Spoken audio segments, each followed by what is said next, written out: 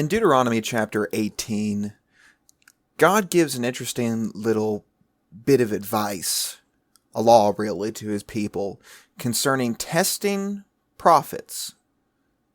He says that if anybody claims to be a prophet, they need to be tested. You don't just take their word at it. And the test is pretty simple. You see if the prophecy comes true. It's a pretty common sense test if you think about it. If someone has a prophecy, if they claim to be able to tell the future, have them tell the future. The old joke goes something along the lines of, why is it that you never see the headline, "Psychic wins lottery"? In order to see if somebody who claims to know the future can really tell the future, we'll see if one of their prophecies comes true. The Bible is unique in that although there are many works that claim to have prophecy, it is the only one that has a specific type of prophecy that actually comes true. And that's what we're going to talk about here in a little bit. Welcome to the Gospel Call, brought to you by the Purcellville Church of Christ. Prophecy is an interesting word because it's a word we very rarely use it in its literal meaning. Normally, when we think of prophecy, we think of what is actually called predictive prophecy, because the term prophecy does not mean to see the future or to speak about the future. It means to speak on behalf of somebody else. And so when we talk about the prophets of God, they are speaking on behalf of God. Predictive prophecy, then, is the prophecy from God, speaking for God, specifically about something in the future.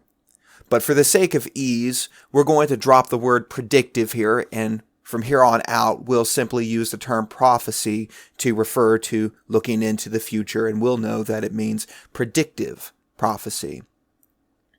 Now, anybody can make a prediction and have it come true, right? You know, if I say, it will rain, chances are that prophecy, if you will come true. It would be a very specific set of circumstances that happens, and honestly unlikely set of circumstances that would have to occur in order for that prophecy not to come true.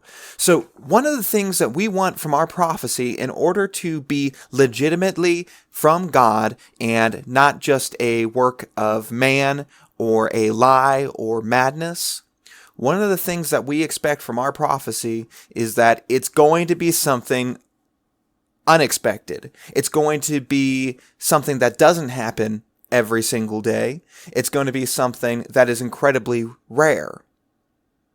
The other thing you might notice about that prediction is that there was no specified time. It really wouldn't be all that impressive of a prophecy if I said, it will rain tomorrow. Or even if I said, it will rain in West Virginia tomorrow.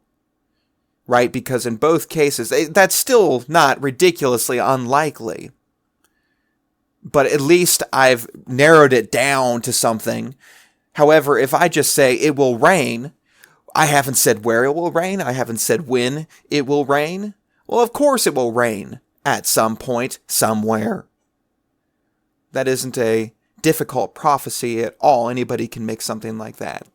The other thing we should consider is that even if we do have a specific event, that doesn't necessarily mean we have supernatural prophecy, right? What if I said somebody will be struck by lightning? That still isn't much of a prophecy, is it? Is it as common as rain? Well, certainly not. Is it that something that happens every day? I don't know off the top of my head. I'm guessing the answer is no. But there are a lot of people, so maybe somebody is struck by lightning every single day. Who knows? But it's a very rare thing. But because I haven't limited the time period, and I haven't limited the geographical location, then it's still not that impressive of a prophecy, because surely somebody is going to be struck by lightning at some point in the future. So, if I make a prediction like it will rain, I am not a prophet from God. If I make a prediction like somebody will be struck by lightning, I am not a prophet of God. When we expect to see prophecy that cannot come from man, it must be supernatural in its nature. It cannot be vague in its location, its time. It cannot be vague about what's going to happen either. Here's a common trick of charlatans who claim to be able to see into the future. They will use vagaries in the details of what happened, supposed metaphors about what is going to happen. And while occasionally the Bible is going to use metaphor, it's not going to be very unclear about what the meaning of that metaphor is. But if I were to say that a great day of weeping is going to come and a giant will fall, well, even if I give a specific time and a specific place that will happen, I have been so vague in what that prophecy means that once the event actually happens, I can alter the meaning of whatever the event was to fit that prophecy, right? You know, if I say that at the time and place I prophesied, there was some sort of political assassination. Oh, look, the giant must refer to this politician. But maybe instead of that, there was a landslide. Oh, the giant I was talking about was the mountain that was destroyed. And really, if I do that at all, I can make it look like I'm a prophet. If we're expecting a prophecy to be from God, it cannot have these vagaries. It cannot be vague about the time it happens. It cannot be vague about the place it happens. And it cannot be vague about what is happening. And that is not what we see in the prophecies of the Bible. When man makes a prophecy of the future, if they are claiming through their own power to be able to look into the future and see what happens, they are either a liar or they are insane. If I tried to tell you that I was able to look into the future, I would be a liar. But of course, that is not true for God. And so when we look into the works that claim to be from God, we expect to see prophecies within them that are going to be in line with what we expect from God, not man. In this case, being able to make very specific prophecies. There are many works that claim to be from God, but only one work makes specific prophecy of the future and has it come true. In fact, if you look at the Bible, if you look at the Old Testament, for example, and you look at prophecies about Jesus, prophecies of the Messiah, there are over 300 messianic prophecies. A messianic prophecy is a predictive prophecy dealing with the Christ. There are over 300 of them, and every single one of them come true. Let me show you one of the more famous examples. Isaiah chapter 53 holds one of the most incredible prophecies about Christ that there ever was. The book of Isaiah was, by the most liberal estimates, written 300 years before the birth of Christ.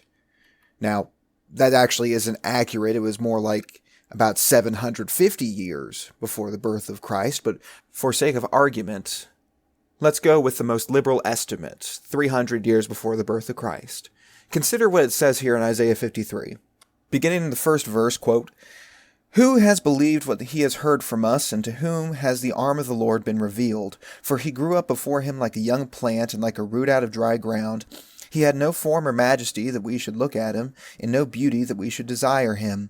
He was despised and rejected by men, a man of sorrows and acquainted with grief. And as one from whom men hide their faces, he was despised, and we esteemed him not.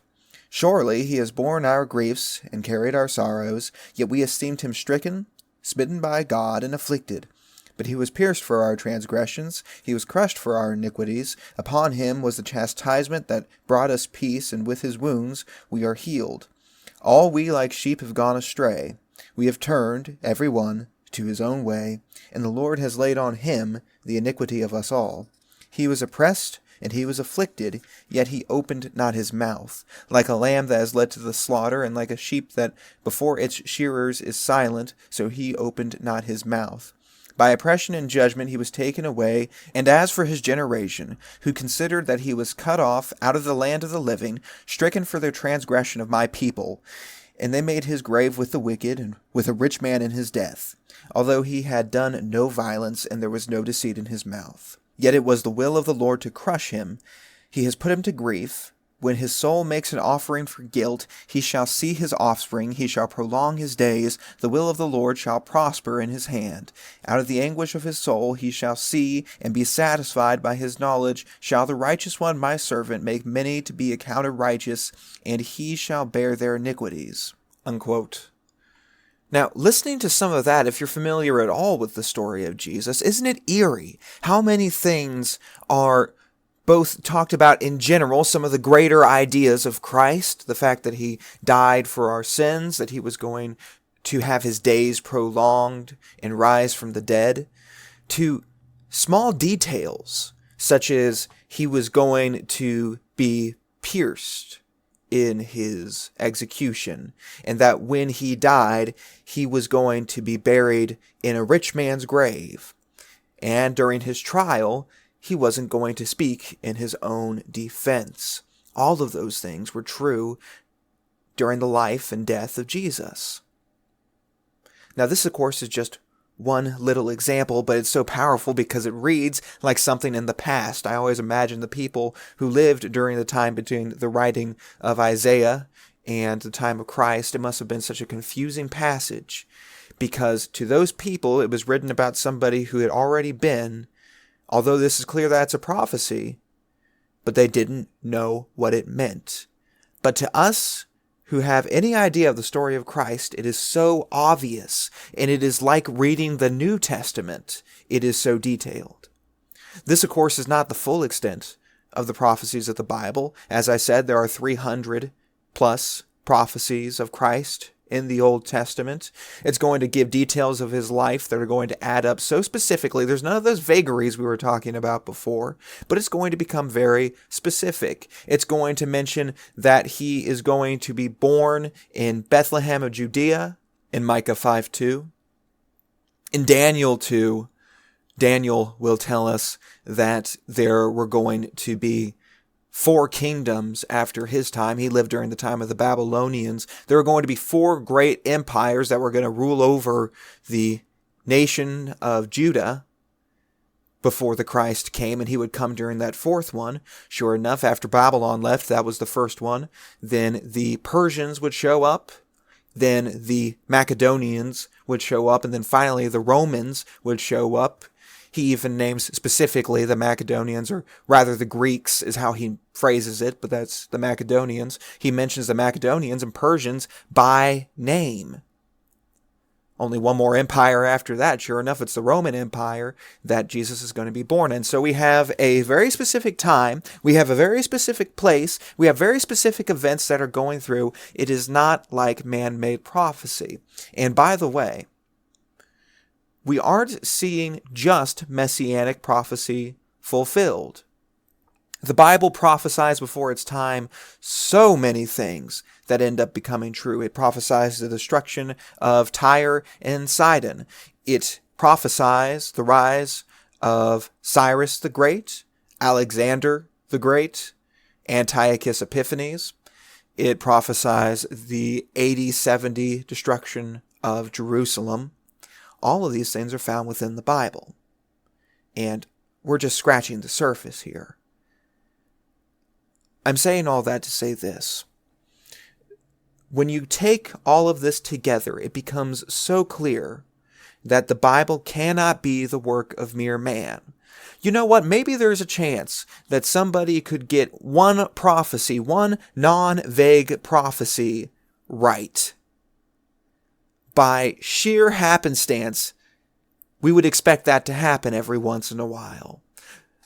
But if they didn't have just one prophecy, and they had hundreds of prophecies instead, eventually, it is inevitable, one of them would not come true. Every single prophecy that the Bible mentions has already come true, except for the ones dealing with the end of time. And just because they haven't come true yet doesn't mean they won't. So consider this along with the other ideas we've presented concerning the legitimacy of the Bible and how it holds certain qualities we would expect being from God. If you have any questions or you'd like other examples or anything else, we always encourage you to email us at thegospelcallpodcast, all one word, at gmail.com, and we would absolutely love to hear from you. For the Purcellville Church of Christ, I'm DJ Kessinger. Thank you so much for listening.